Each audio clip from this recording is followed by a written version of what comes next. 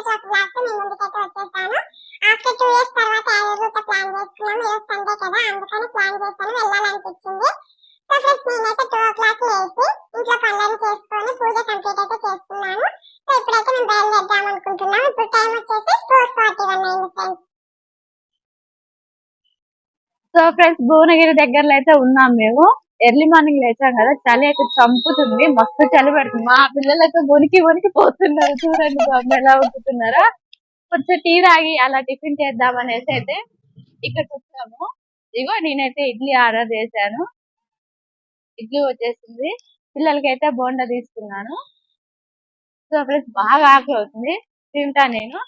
So friends, tiffin అయితే తినేసాము. ఇగో మా వారైతే ఇగో చూడండి, వేడి వేడి టీ, చాలా చల్లని వాతావరణంలో వేడి వేడి టీ అయితే అంతా రిలీఫ్ ఉంటుంది కదా మైండ్. సో ఫ్రెండ్స్, టీ అయితే తాగేసి భువనగిరి అయితే బయలుదేరుతాము. మళ్ళీ భువనగిరిలో కలుద్దాం. సో ఫ్రెండ్స్, మేమైతే భువనగిరి వచ్చేసాము. భువనగిరి అంటేనే కొండలు ఫ్రెండ్స్, ఇక్కడ కొండలు బాగా ఉంటాయి. ఇక చూడండి, అది భువనగిరి కోట. అది ఇంకోసారి వచ్చినప్పుడు మీకు మొత్తం క్లియర్ గా చూపిస్తారు, భువనగిరి టౌన్ కి వచ్చినప్పుడు. ఓకేనా? చూడండి, లొకేషన్ అయితే ఎంత బాగుందో, సూపర్ గా ఉంది. చూడండి మొత్తం ఎలా ఉందో. సో ఫ్రెండ్స్, మేమైతే రాయగిరి దగ్గరలో ఉన్నాము. సురేంద్రపురి ఎంట్రీ అవుతుంది. అది సురేంద్రపురి మెయిన్ గేట్. మేము 4 years బ్యాక్ వచ్చినప్పుడు ఇంత డెవలప్ చేయలేదు. ఇప్పుడు చాలా బాగా డెవలప్ చేశారు. బయట నుంచి చూస్తుంటేనే చూడాలనిపిస్తుంది. చాలా బాగుంది. ఈసారి వెళ్ళినప్పుడు ఫుల్ వీడియో పెడతాను. సో ఫ్రెండ్స్, యాదగిరిగుట్టకైతే వచ్చేసాము. ఇగో ఫస్ట్ అయితే ఇక్కడ కొబ్బరికాయ కొట్టేసి అలా స్టెప్స్ పైకి ఎక్కితే గుట్ట పైకి అయితే వెళ్తాము. ఓకేనా? ఫోన్ ఎలా ఉంటే ఒకవేళ స్వామివారిని మీకు చూపిస్తాను. ఓకేనా?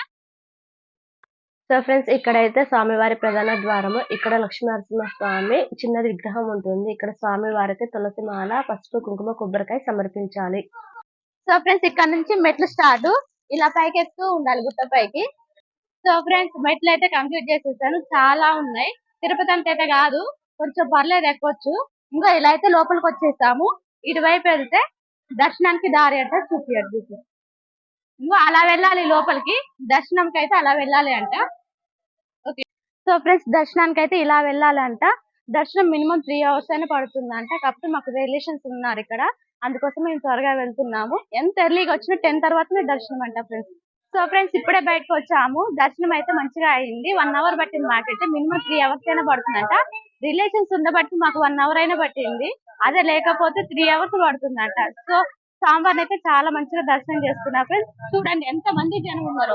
ఈరోజు సండే కాబట్టి ఇలా ఉన్నారు. ఇగో ఇక్కడ నుంచి స్టార్ట్ అయితే, ఇక్కడ నుంచి స్టార్ట్ అయ్యే దర్శనానికి ఇలా ఇలా వెళ్ళాలి. ఇలా ఇలా ఇలా వెళ్ళి అక్కడ నుంచి స్టార్ట్. మొత్తం అలా జనం చూడండి ఎంత మంది వచ్చారో. అసలు నరసింహస్వామి అంటే అంత మహిమ ఉంటుంది ఫ్రెండ్స్. చూడండి, ఇగో అలా వెళ్ళాలి. ఇలా వెళ్ళి ఇగో దర్శనానికి అయితే ఇక్కడ నుంచి స్టార్ట్ ఫ్రెండ్స్. ఇలా వెళ్ళి అలా దర్శనం చేసుకొని ఇలా బయటకి ఇటు నుంచి రావాలి.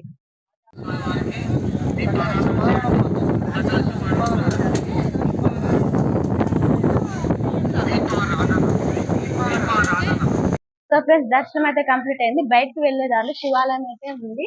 శివుని కూడా దర్శించుకున్నాము. దర్శించుకున్న తర్వాత ప్రసాదం అయితే తీసుకున్నాము. ఇదిగోండి పులిహార, చాలా బాగా టేస్టీగా ఉంది ఫ్రెండ్స్. పులిహార 3 లడ్డు అయితే తీసుకున్నాము.